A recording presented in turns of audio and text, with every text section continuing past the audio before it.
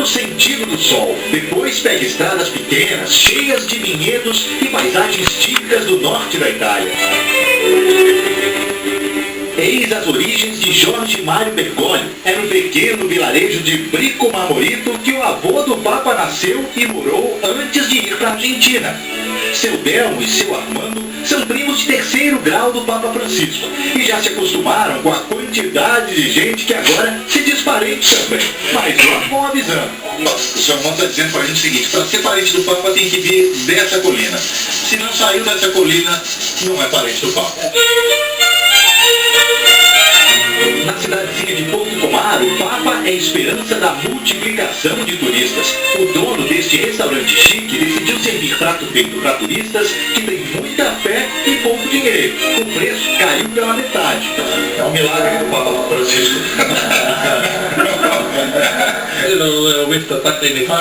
Seu Delmo, outro primo, me conta que na última vez que foi à cidade de seus antepassados, o então cardeal Bergoglio levou um pouquinho da terra desse lugar, tão bucólico, tão tradicional e agora tão orgulhoso do Jorge Mário que virou Francisco. Para eles, um eterno Bergoglio. De um jeito descontraído, comentou assuntos sérios, condenou a exclusão dos idosos e o desperdício de comida. E deixou uma mensagem de esperança. Essa minha primeira viagem é para encontrar os jovens. Eles são o futuro, porque são a nossa força. Um encontro breve com cada um dos jornalistas. Depois de me apresentar, eu lembrei o Papa Francisco, que hoje ele completa 132 dias de pontificado. O Papa sorriu e brincou dizendo que nós jornalistas não perdemos nenhum detalhe. E disse ainda que está muito feliz em poder voltar pela primeira vez, depois do conclave que o elegeu, ao seu continente, a América do Sul. O Papa aparecia em casa e não demonstrou cansaço, mesmo depois de passar 1 hora em pé. De volta ao microfone, agradeceu a companhia dos jornalistas e concluiu: me disseram que eu seria jogado aos leões, mas vocês nem são tão ferozes assim. Leoni não tanto feroci, ma grande idade. Ainda passeando, o piloto abriu as janelas da cabine para afiar as bandeiras do Brasil e do Estado do Vaticano. O Papa foi o primeiro a descer da aeronave e foi recebido pela presidente Dilma Rousseff na pista do aeroporto. Francisco recebeu flores de jovens e foi saudado por oficiais da Força Aérea, ministros e clérigos brasileiros. Sempre muito sorridente e bem disposto, o Pontífice cumprimentou cada uma das autoridades presentes. O Papa e a presidente conversaram no caminho até o pavilhão de autoridades, onde um coral de 120 crianças organizou a chamada Acolhida à Comitiva do Vaticano. Depois, Francisco seguiu para a Catedral da cidade, no centro do Rio, em um carro fechado. E o Papa Francisco dispensou o esquema de segurança para saudar fiéis brasileiros no caminho para o Palácio do Governo do Rio. A presidente Dilma e o governador Sérgio Cabral preferiram um helicóptero da Força Aérea para ir até a Catedral Metropolitana. No primeiro trecho do deslocamento pelas ruas do Rio de Janeiro, o Papa andou com os vidros abertos e acenou para as pessoas que o aguardavam. Ele cumpriu o que havia prometido: não desfilar em carro blindado, justamente para ter contato com os fiéis. O veículo utilizado foi um carro comum, de passeio, e não um modelo de luxo, que geralmente é usado no transporte de autoridades. As forças de segurança do Rio de Janeiro isolaram o trânsito nas ruas por onde a comitiva passou. O trajeto do aeroporto até o centro foi concluído em pouco mais de 25 minutos, mas a chegada à catedral foi tumultuada. Quando o veículo desacelerou, centenas de jovens tentaram se aproximar da janela. Os homens da Polícia Federal tiveram muito trabalho para conter a multidão.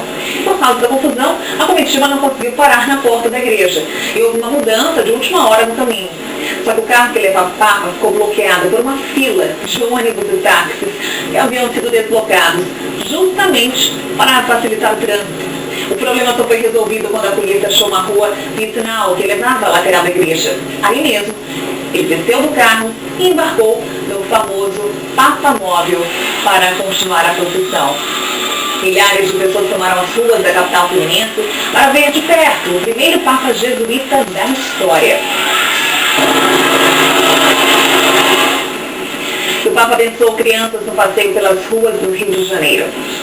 Ao longo do trajeto, o Papa Francisco pediu para que os seguranças permitissem que os pais se aproximassem do carro com crianças no colo. Ele abençoou com um beijo algumas delas. O gesto estava previsto na visita.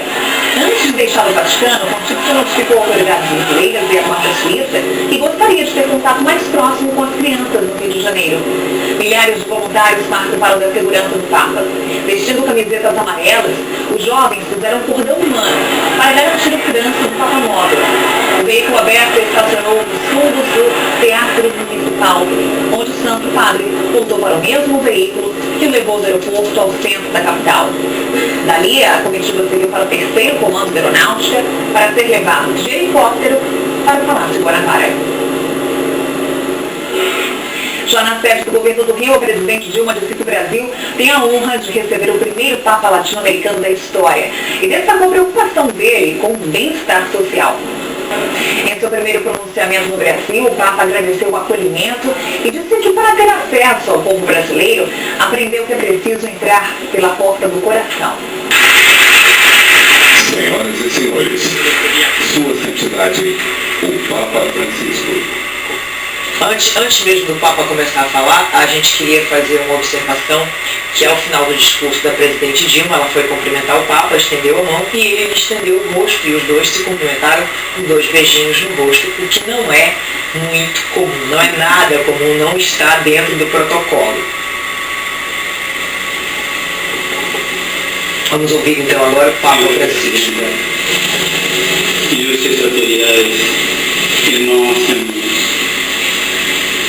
quisieros, na sua amorosa providência, que a primeira viagem internacional do meu pontificado me consentisse voltar à amada América Latina, precisamente o Brasil, nação que se gloria de seus sólidos laços com a Sé Apostólica e dos profundos sentimentos de fé e amizade que sempre uniram em modo singular ao sucessor de Pedro. Dou graças a Deus pela sua benignidade. Aprendi que para ter acesso ao povo brasileiro é preciso ingressar pelo portal de seu imenso coração. Por isso, permítanme que nesta hora eu possa bater delicadamente a esta porta.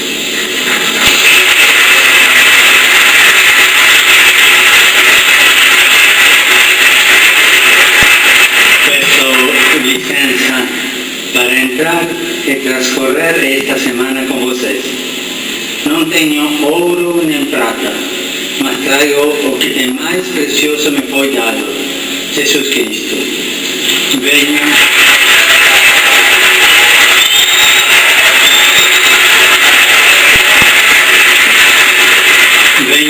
em seu nome para alimentar a chama de amor fraterno que arde em cada coração. E desejo que chegue a todos e a cada um a minha salvação. A paz de Cristo esteja com vocês.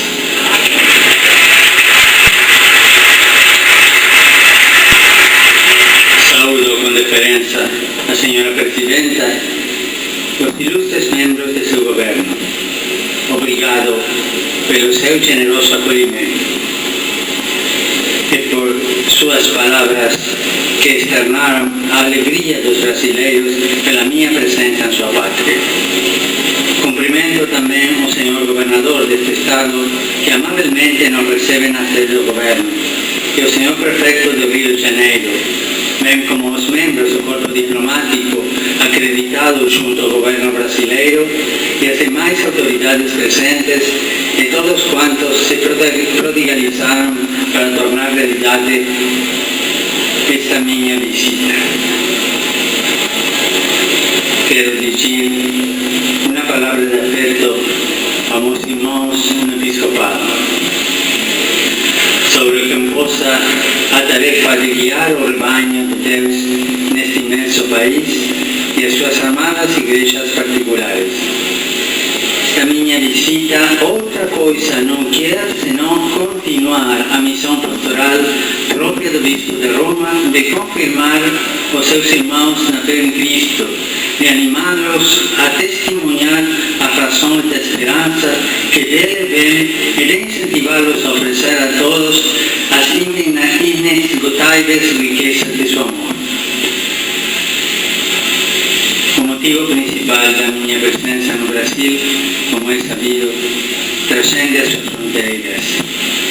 Vim para a Jornada Mundial da Juventude. Vim para encontrar os jovens que vieram de todo o mundo, atraídos pelos braços abertos do Cristo Redentor. Eles querem agasalhar-se no seu braço para, junto ao seu coração, ouvir de novo o seu potente e claro chamado: ide e fazer discípulos entre todas as nações. Estes jovens provêm de diversos continentes, falam línguas diferentes, são portadores de variegadas culturas e, todavia, em Cristo encontram as respostas para suas mais altas e comuns aspirações, que podem saciar a fome de verdade límpida e de amor autêntico que os irmanem para além de toda a diversidade. Cristo abre espaço para eles, pois sabe que energia alguma pode ser mais potente que aquela que se desprende do coração dos jovens quando conquistados pela experiência de sua amizade. Cristo bota fé nos jovens e confia.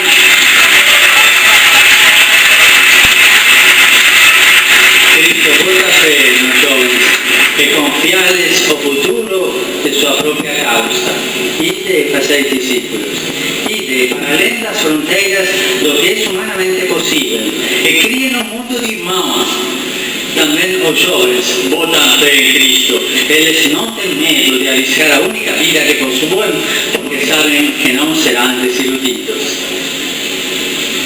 Ao iniciar esta minha visita ao Brasil, tenho consciência de que ao dirigir-me aos jovens, falarei às suas famílias, às suas comunidades eclesiais e nacionais de origem, às sociedades nas quais estão inseridos, aos homens e às mulheres dos quais, em grande medida, depende o futuro desta nova geração. Os pais usam dizer por aqui: os filhos são a menina dos nossos olhos. Que bela expressão da sabedoria brasileira que aplica aos jovens a imagem da pupila dos olhos, janela pela qual entra a luz, regalando-nos o milagre da visão. O que vai ser de nós se não tomarmos conta dos nossos olhos? Como haveremos de seguir em frente? O meu auspício é que nesta semana cada um de nós se deixe interpelar por esta desafiadora pergunta. E atenção, a juventude é a janela pela qual o futuro entra no mundo. É a janela. E por isso nos impõem grandes desafios. A nossa geração se demonstrará à altura da promessa contida em cada jovem quando souber abrir-lhe espaço. Isso significa tutelar as condições materiais e imateriais para seu pleno desenvolvimento, oferecer a ele fundamentos sólidos sobre os quais construir a vida, garantir-lhe segurança e educação para que se tome aquilo que ele pode ser, transmitir-lhe valores duradouros pelos quais a vida merece ser vivida, assegurar-lhe um horizonte transcendente que responda à sede de felicidade autêntica, suscitando nele criatividade do bem. Entregar-lhe a herança de um mundo que corresponda à medida da vida humana, despertar nele as melhores potencialidades para que seja sujeito do próprio amanhã e corresponsável do destino de todos. Com estas atitudes, recebemos hoje ao futuro que entra pela janela dos jovens.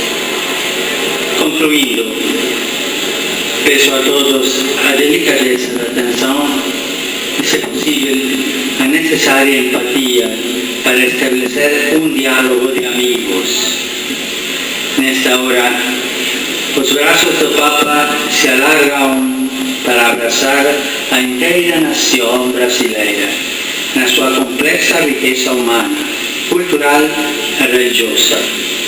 Desde a Amazônia até os Pampas, dos sertões até a Pantanal, dos vilarejos até as metrópoles. Ninguém se senta excluído do afeto do Papa. Depois de amanhã,